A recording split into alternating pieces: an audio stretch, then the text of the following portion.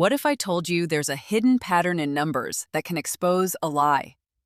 In a surprising amount of real-world data, from stock prices and population numbers to the lengths of rivers, the number 1 appears as the leading digit way more often than any other.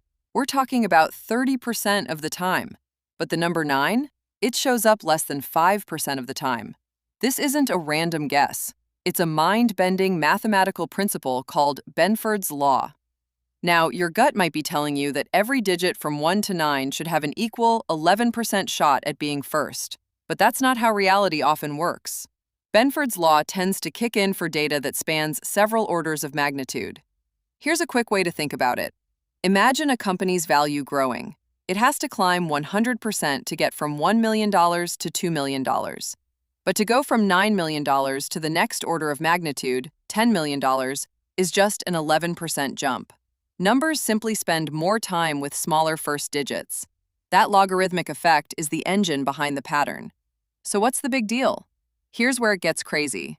This isn't just a party trick for mathematicians. Forensic accountants and investigators for agencies like the IRS use Benford's law as a high-tech smoke detector. When people invent numbers to cook the books, they often try to make them look random, sprinkling in too many 7s, 8s, and 9s as leading digits. That's the dead giveaway. That fake random data doesn't follow the Benford curve, instantly raising a massive red flag for investigators. It's not definitive proof of fraud, but it tells experts exactly where to start digging. It's a hidden mathematical fingerprint in our world, and a shockingly powerful tool for sniffing out the truth in a sea of data.